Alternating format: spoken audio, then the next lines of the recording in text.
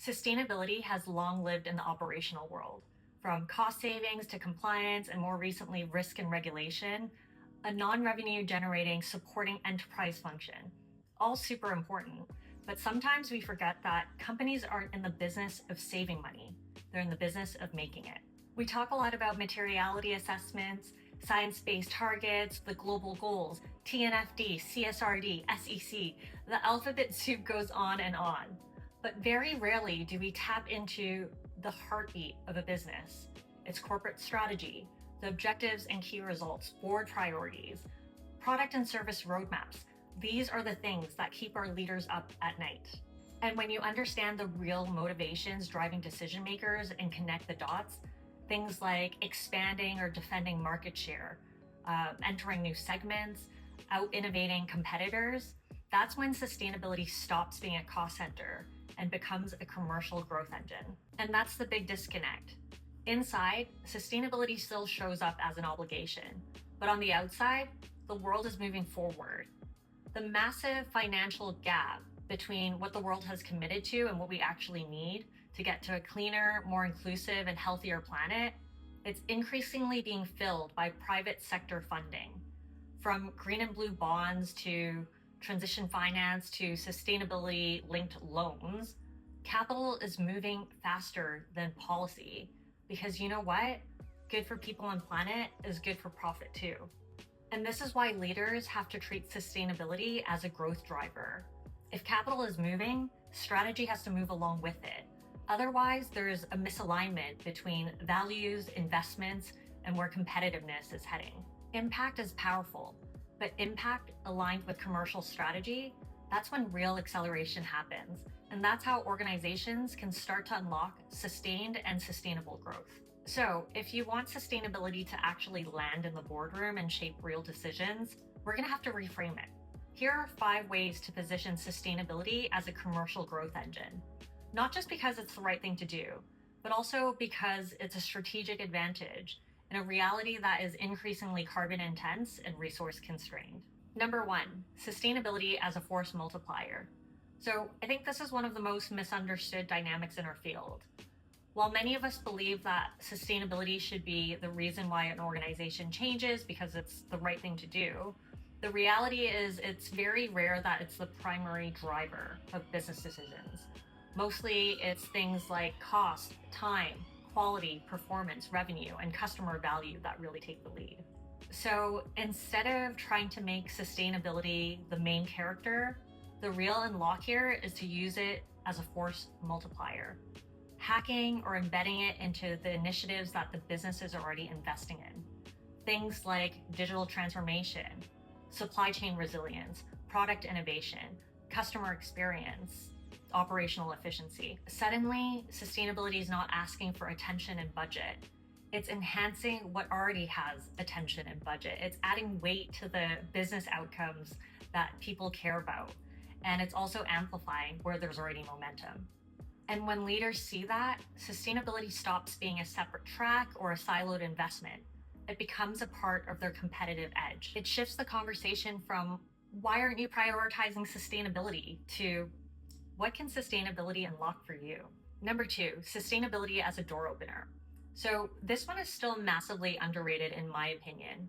Sustainability doesn't just open doors to new customers or markets, they can open doors within your customers' organizations too. Sustainability cuts through everything: strategy, operations, finance, procurement, product, innovation, supply chain, the list goes on. So often it gives us access to conversations that most teams cannot get into, maybe because it's siloed, protected, or closed off entirely. Suddenly, you're not just talking to procurement or answering RFPs. You're in the room with strategy leads, product owners, innovation hubs, finance teams, and sometimes even the board. And it's the same with ecosystem partners. Partners are increasingly filtering for sustainability maturity because they want to de-risk their value chain too. And you know what? Laggards don't get invited, only leaders do. So this isn't a nice to have, it's commercial access, internally and externally. It unlocks revenue, partnerships, ecosystem plays, and long-term customer relationships that you simply don't get without it. Number 3, Sustainability as a catalyst for new revenue generation. So this is the growth driver I'm most excited about because sustainability isn't just about doing less harm. It's becoming one of the most powerful engines to unlock new markets and create new value. And it's reshaping entire industries in the process. We're finally starting to see the triple bottom line becoming commercially real. What's good for people and planet is also good for profit too. And once you start noticing, you'll start seeing it everywhere. Carbon accounting has gone from a niche reporting task to a global category that's worth billions. There are entire SaaS platforms built around something that barely existed 10 years ago, and this is just about making the invisible visible. Electrification didn't just change the design of cars, it's also pushed automakers into new energy businesses, from charging infrastructure, grid services, storage, even battery minerals partnerships. All of a sudden, these companies are no longer just auto companies.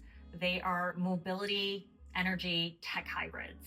Circularity has given birth to resale, repair, refurbishment, and rental ecosystems, either as standalone divisions or complete spinouts. Companies are making money twice or more on the same product. Nature tech is literally emerging from the wild to become a serious investment category, from biodiversity monitoring to ecological data and platforms to ocean intelligence and regenerative supply models. And AI for sustainability is creating entirely new optimization engines, from adaptive logistics to precision decarbonization, all the way to real-time supply chain intelligence.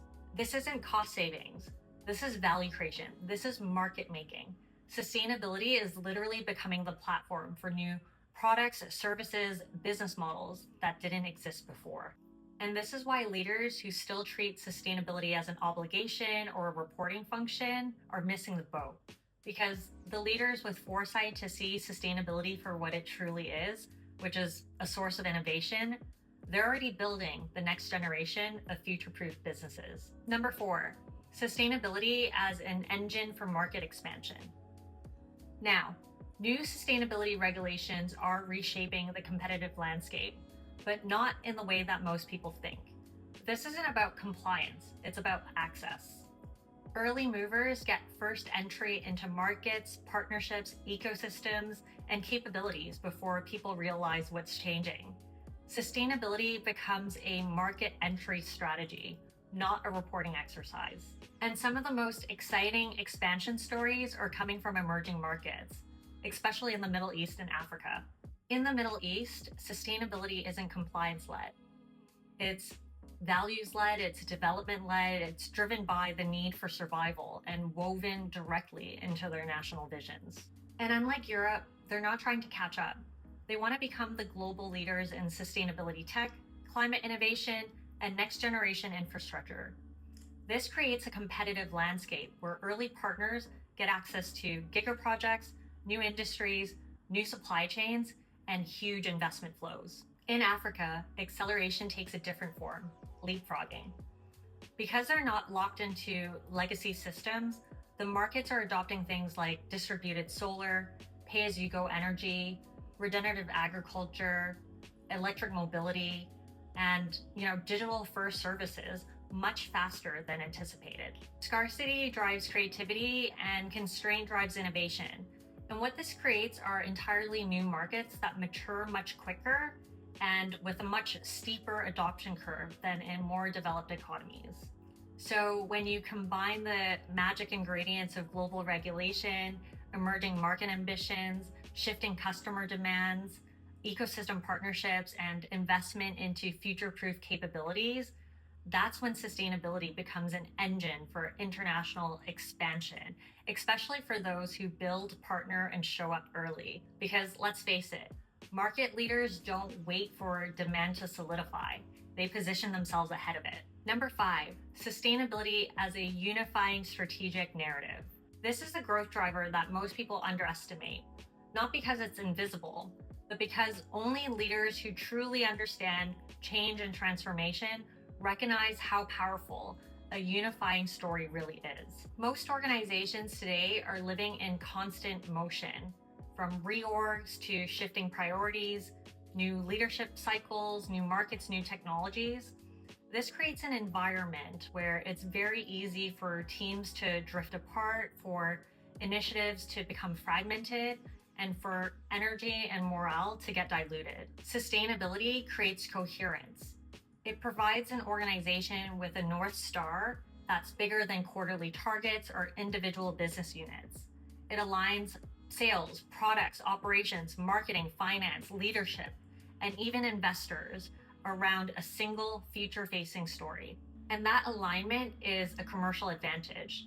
When an organization has a clear strategic narrative, they move faster, they execute better, innovate earlier, and there's less friction between teams.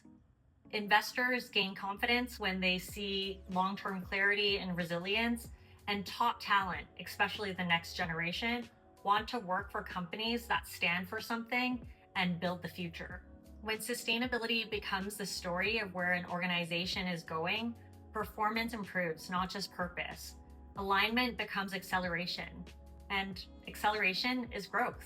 So next time you're positioning sustainability, don't start with targets or emissions. Position it starting with growth. Because when sustainability is tied to the motivations that drive a business forward, that's when it becomes unstoppable.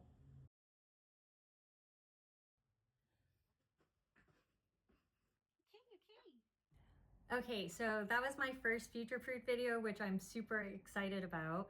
It was super fun to make, and so I hope you enjoyed it as much as I did. Again, if you are building, navigating, questioning, or shaping the future in any way, I'd love for you to be here. And I'd also love to hear what other topics you'd like to cover so that we can accelerate sustainability transformation in our organizations together. I look forward to sharing more.